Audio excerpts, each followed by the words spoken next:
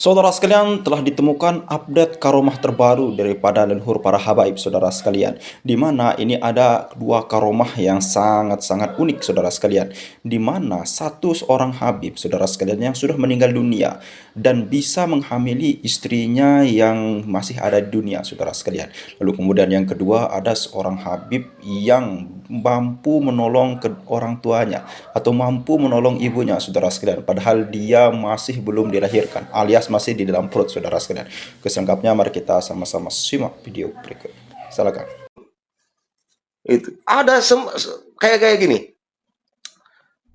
Ini silakan nilai ya teman-teman. Ada dalam suatu catatan kitab mereka yang menyebutkan seseorang itu meninggal dunia. Habib itu meninggal dunia. Kemudian Habib itu tidak memiliki anak ya. Kebetulan belum memiliki anak. Nah, sudah meninggal 3 tahun. Nah, selama 3 tahun ini si istri Habib ini selalu ziarah kubur.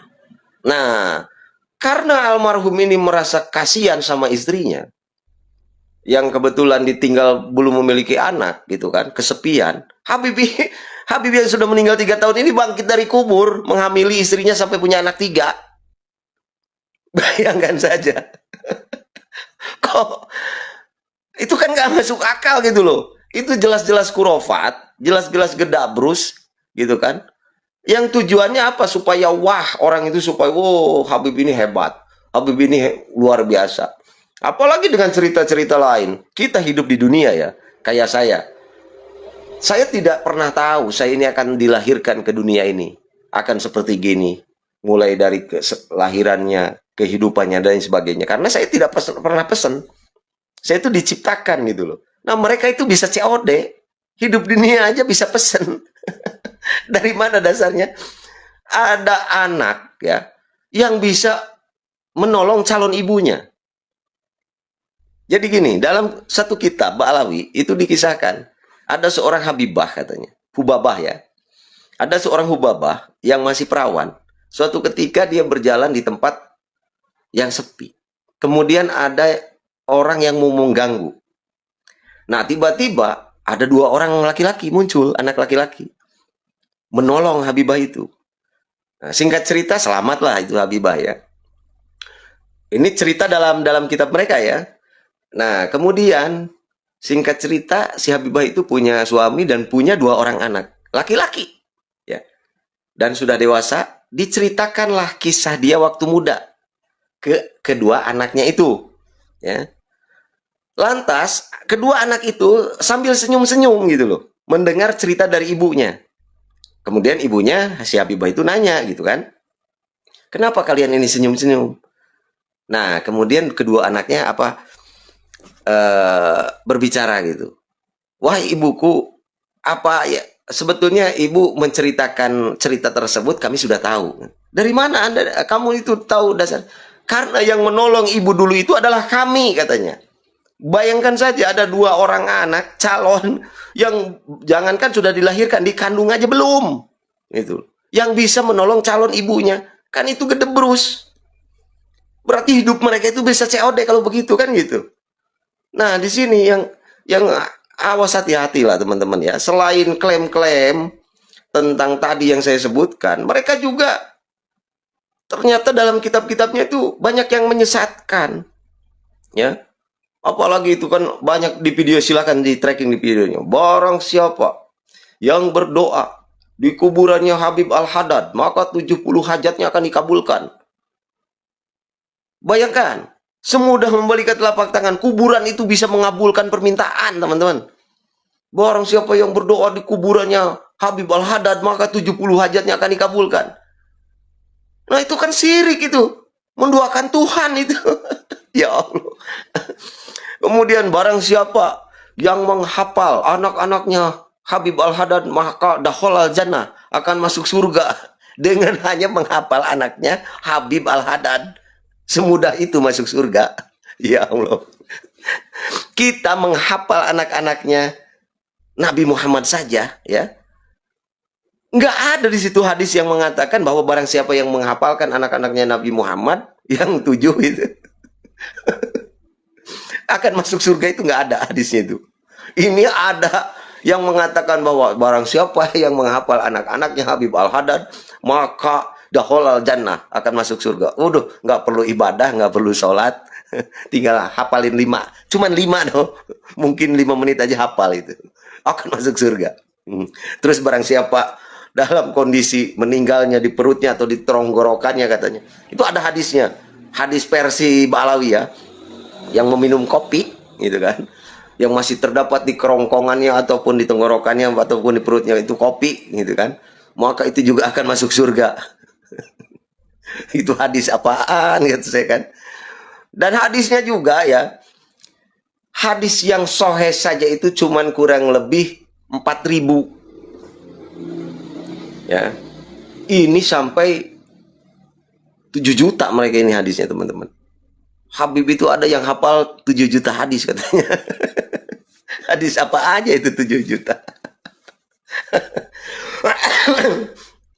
Ini suatu hal-hal yang kebodohan yang mereka perlihatkan kan gitu. Jadi kenapa saya suka berbicara demikian? Saya ini tujuannya untuk menyadarkan. Yuk mari kita berpikir. Kita dikasih akal oleh Allah Subhanahu wa taala itu untuk berpikir, membedakan mana yang salah, mana yang benar. Begitu, mana yang namanya karomah, mana yang namanya khurafat, gitu kan? Ya kalau bagi Kibin mungkin kalau tidak mau sadar dan tidak mau berpikir ya sudah. Silakan aja. Jadi Maman Kacang itu loh. Tahu nggak cerita Maman Kacang teman-teman? Ada satu ketika ada tukang kacang namanya Maman ya. Si Maman ini katanya setiap hari jualan dia selalu ngasih kacang ke siapa, ke Habib ya. Nah suatu ketika si Habib itu mendengar informasi, ada yang ngasih tahu, "Beb, itu si Maman meninggal. Innalillahi, itu si Maman orang baik. Jangan dulu dimakamkan." Itu kan. Tunggu dulu saya. Lantas Habib itu nulis sesuatu di kertas ya, ditulis di kertas. Nah, kemudian datang takjiah ke si Maman Kacang ini. Kemudian di bawah ini, di bawah kepalanya si Maman ya, Maman Kacang yang sudah dibungkus kain kapan itu ditaruhlah surat ini. Sambil dia membisikkan sesuatu, "Man, lu ini orang baik.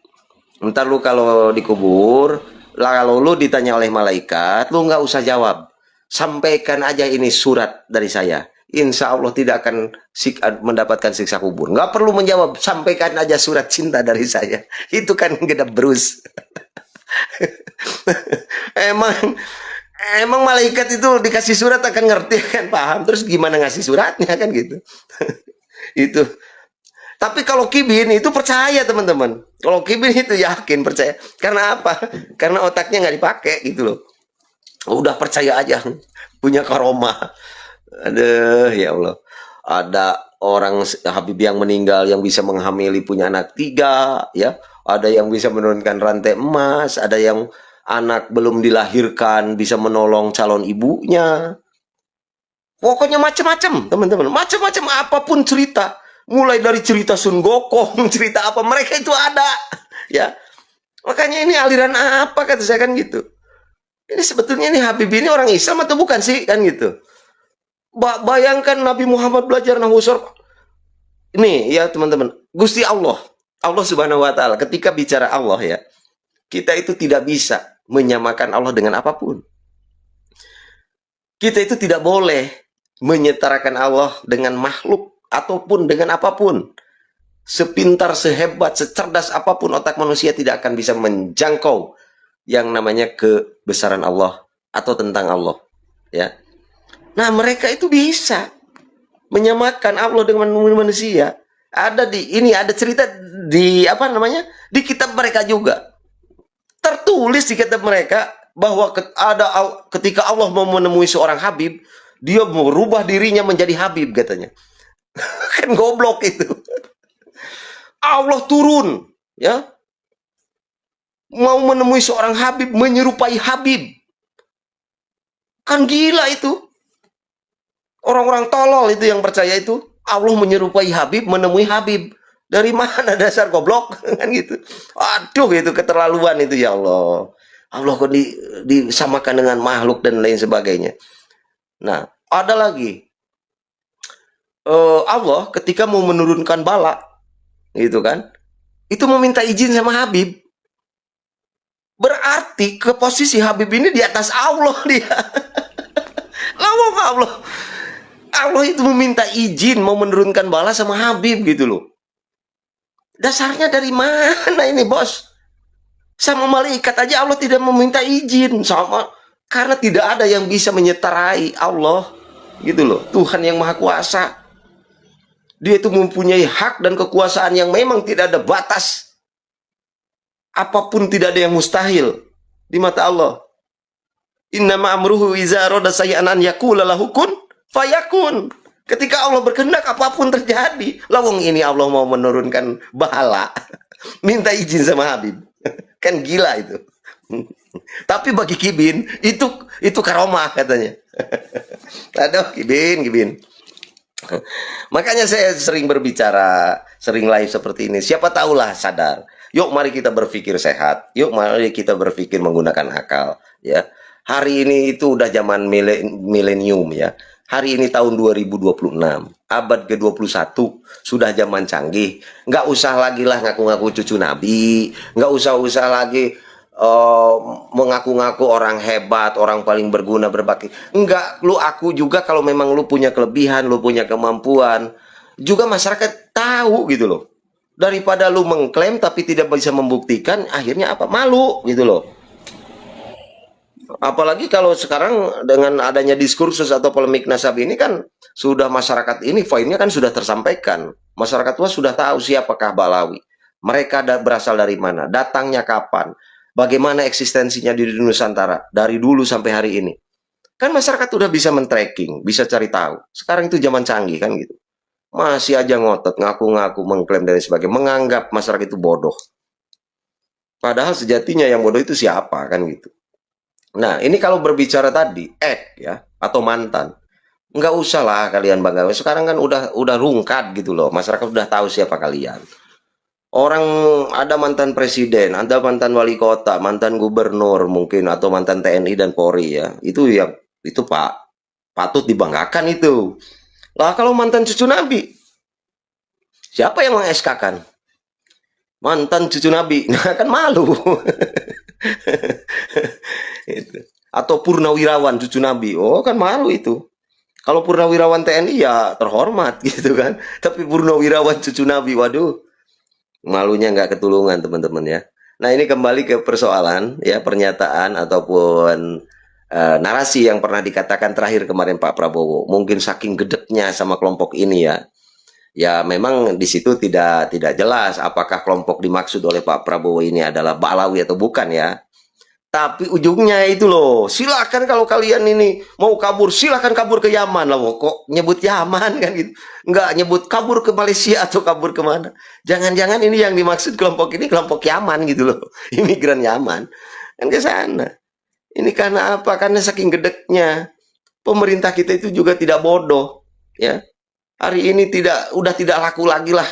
Jualan-jualan nasab itu kan gitu. Masyarakat udah tahu semua kok. Gitu kan. Siapa kalian? Kalau kita berbicara sains ya, saintifik tadi itu jangankan sebagai tersambung kepada nasabnya ke Rasulullah, sebagai bangsa Arab aja bukan. Haplogrup G itu tidak akan berubah jadi J, bos. Bangsa Arab ini ya memiliki haplogrup J, bukan G. Lebih daripada 200 orang yang sudah dilakukan tes DNA, tes haplo. Itu menunjukkan kalian itu jangankan sebagai cucu Nabi, bangsa Arab aja bukan. Ini bantah secara sains, jangan dihujah dengan haram. Karena tes DNA itu tidak haram. Haramnya dari mana? Dulu ketika zaman COVID-19 ya, dan zaman COVID dulu, itu ada satu vaksin yang disuntikan ke tubuh manusia. Itu vaksin ya. Ada sebagian ulama berpendapat bahwa itu haram. Walaupun akhirnya ujung-ujungnya kan kesimpulan hasil istimewa MUI ya, istimewa ulama mengatakan bahwa vaksin COVID-19 itu adalah halal. Karena waktu itu berpendapat sebagian ulama yang mengharamkan itu karena ada sesuatu benda atau suatu cairan yang dimasukkan ke dalam tubuh manusia. Mungkin di situ dasarnya mengharamkan gitu loh. Nah, sekarang kalau tes DNA Haramnya dari mana? Lawang untuk menguji tesaplo itu sekarang udah canggih, bos. Ya, bisa melalui air liur, bisa melalui rambut, bisa melalui kuku, bisa melalui apa saja. Haramnya dari mana? Apalagi untuk membuat terang sesuatu hal. Gitu loh. Ingat, ketika Anda menisbatkan diri Anda kepada seseorang sebagai zuriahnya, sebagai keturunannya, tapi ternyata nasabnya tidak tersambung, ya, itu haram hukumnya dan neraka itu ancamannya. Ini saya ngomong bagi Balawi ya. Apa kalian tidak takut? Ya, sealim, sehebat apapun, sebesar apapun amal kebaikan kalian, kalau kalian ngotot masih mengaku cucu Nabi sementara kalian tidak memiliki bukti, atau ternyata pengakuan kalian itu gitu kan salah, maka itu ancamannya neraka, bos. Gitu. Kalian merasa hebat sekarang sholat, kalian merasa wah udah sohe lah, amal kalian merasa banyak dan sebagainya gitu kan. Seandainya selagi kalian masih mengaku sebagai cucu Nabi, kemudian padahal jelas-jelas kalian itu bukan cucu Nabi, itu ancamannya neraka, bos. Kekal, ingat, di neraka itu kekal nanti. Gitu loh. Ya, saya tidak menjustis kalian akan masuk neraka, tidak. Semua orang, semua manusia memiliki hak yang sama, ya. Karena apa? Surga itu bukan karena amalmu, bukan karena akhlakmu, bukan karena ibadahmu, apa? Ridhonya Allah. Ketika Allah meridhoi, siapapun bisa masuk surga kok. Gitu. Mau sholat kalian itu tidak terhenti, amal kalian, amal ibadah kalian juga banyak, kalau Allah tidak meridhoi, tetap aja masuk neraka. Apalagi yang sudah diancam gitu loh. Barang siapa yang menisbatkan dirinya tersambung nasabnya ke seseorang sementara nasabnya tidak tersambung, itu ancamannya neraka, menjadi penghuni neraka. Minimal takutlah. Kan gitu. Jangan suka ngaku-ngaku terus, berpikir kita itu akan mati, suatu saat kita akan dikubur, akan dipertanggungjawabkan semua amal kebaikan kita, kelakuan kita, termasuk pengakuan diri kalian sebagai cucu Nabi. Waduh, kalau kalian, saya kenapa suka mengkoreksi masalah nasab ini ya? Kalau kalian mencantolkan mengaku nasab kalian keturunan dari Raja Anu, misalkan dari Raja Abrahah lah sekalian, mau dari siapa terserah saya. Tapi kalian ketika mengaku-ngaku sebagai keturunan Nabi Muhammad, karena ingat Nabi Muhammad itu milik umat Islam, termasuk saya orang Muslim, wajar dong. Ketika kalian mengklaim diri kalian nasabnya tersambung ke Rasulullah seolah-olah keturunan biologis daripada Rasulullah, saya mempertanyakan bukti. Karena apa? Bentuk kecintaan saya terhadap Nabi Muhammad. Sementara Allah memberikan garansi akan menjaga kesucian nasab Rasulullah. Itu dulu itu ada, barang siapa yang mengaku-ngaku sebagai keturunan Nabi dan tidak terbukti, itu dipukul. Bila perlu dipenjarakan, bila perlu dihinakan. Ya, begitu. Jadi jangan dianggap saya ini ketika mempertanyakan nasab kalian itu dianggap membenci kalian. Tidak, sejatinya saya juga apa intinya merasa sayang gitu loh sama kalian. Ingat, ancamannya itu neraka loh. Yo, sadar. Urusan surga dan neraka itu memang kehendak Allah ya, atas perintah Allah, atas kemauan Allah. Tapi Allah sudah memberikan warning di situ.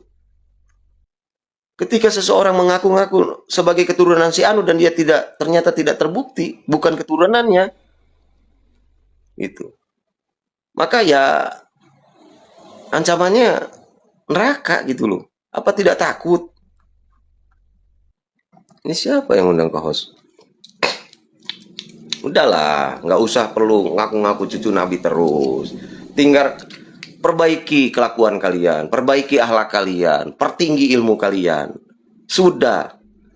Terus kalau kalian merasa sebagai bangsa Indonesia, jadilah bangsa Indonesia yang sejati. Cintailah bangsa Indonesia, cintailah Indonesia. Gitu kan? Menyesuaikanlah gitu. Cara berpakaian, cara bergaul dan lain sebagainya. Jangan memisahkan diri terus seolah-olah kalau tidak pakai udang-udang, tidak pakai jubah kalian nggak pede gitu loh. Karena takut tidak disebut cucu Nabi. Itu. Kalau benar mau pakai baju apapun ya cucu Nabi ya cucu Nabi. Tapi mau pakai baju apapun, misalkan mau pakai gamis, mau pakai udang-udang, kalau bukan cucu Nabi ya bukan, kan gitu. Dari awal sampai akhir ya, saya tujuan berbicara gini untuk apa? Untuk menyadarkan bagi kalian-kalian yang masih percaya terhadap Balawi. Karena apa? Kalian itu diperbudak gitulah, dibodoh-bodohin, ditokoh-tokohin. Mereka itu mengklaim, kalau mengklaim cucu Nabi itu coba untuk apa? Tujuannya. Ya, untuk pamer, untuk cari duit, atau untuk ibadah. Jelas-jelas itu untuk tujuannya apa? Untuk kebudunya, untuk kesenangan. Mengaku sebagai cucu Nabi itu. Kalau beribadah nggak, setiap orang juga memiliki hak. Ya, mau dia keturunan siapa, ketika ibadahnya misalkan ikhlas ridholillahi ta'ala, menjauhi larangannya, mengikuti atas perintahnya, ya sudah selesai. Tujuan mengaku-ngaku keturunan Rasulullah itu hanya semata-mata satu, untuk pamer, untuk mendapatkan privilege, penghargaan. Kadang-kadang dipakai untuk dawir, tipu-tipu, jual karomah, jual syafaat. Itu. Air aqua yang harganya 3.000 bisa jadi 50.000 karena apa? Sudah diludahi. Ya. Siwak, katanya siwak, ini yang sudah dipakai bersihin jigong, dijual, dilelang. Untuk mendapatkan karomah, bukan karomah itu yang didapatkan penyakit. Ini adalah rambut Nabi, sekali cium 50.000. Padahal rambut genderuwo, iya. Ini ada keringat Nabi, coba bayangkan, 1400 tahun yang lalu. Nabi sudah meninggal, keringatnya Balawi masih pegang, masih simpen. Satu kelenting keringat Balawi, keringat Nabi. Astagfirullahaladzim. Sampai dipamerkan, coba di Bogor kemarin. Ini darah Nabi, ini rambut Nabi, ini keringat Nabi. Jangan-jangan Nabi juga ada ini mereka. Ya Allah, sampai segitunya menghinakan Nabi kita Muhammad SAW. Sampai keringat Nabi, ya Allah, itu Balawi masih pegang, dipamerin itu di Bogor. Dari mana tadinya keringat Nabi itu coba? Siapa yang mengesahkan, yang melegitimasi bahwa betul itu adalah keringat Nabi? Bahwa betul kami sekeluarga sudah meminum darah Rasulullah. Emang lu Dracula minum darah Rasulullah?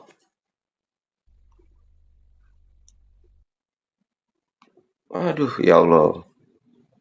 Ini, yuk mari kita sadar. Berarti kayak rambut, kayak kuku, kayak keringat, itu kan bagian daripada tubuh ya.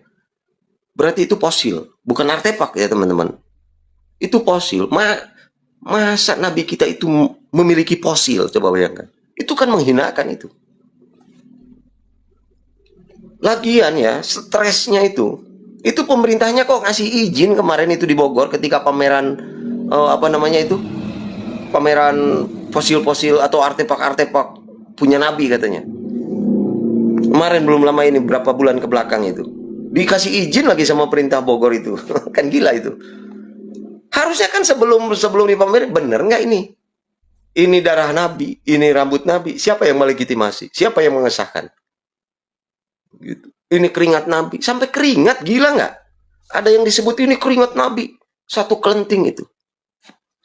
Ada lagi itu ketika saya pertanyakan ya teman-teman, itu benar nggak? Apa semua yang dipamerin itu kebenarannya? Atau bahwa legitimasinya bahwa itu adalah benar rambut Nabi, darah Nabi, ataupun keringat Nabi? Lu justru yang berpikir bodoh katanya. Itu kan anggap saja itu adalah karikatur katanya, ataupun miniatur gitu, atau apalah disebutnya itu. Ya, kalau kata saya ngapain juga harus dipamerin gitu loh. Kalau itu bohong, ngapain harus dipamerin? Kalau gitu saya nanti bikin pameran aja di sini, sama. Gitu loh. Nah, ini darah Yuya. Kan gitu. Itu wisata religi itu namanya di Bogor kemarin. Masih tega itu ada satu kelenting dipamerin di situ keringat Nabi katanya, 1400 tahun. Masih keringatnya masih punya satu kelenting itu. dipamerin, kan gila itu kalau menurut saya. Entah itu air liur atau apa ya, disebutnya itu keringat Nabi. Kok tega? Bahkan sampai dipamerkan wisata religi. Semuanya dikemas dengan bahasa agamis gitu loh, religi gitu. Kayak kemarin investasi syariah. Ya, Kibin kan percaya. Wah, ini pengelolanya Kabib, cucu Nabi, gitu kan. Investasi syariah.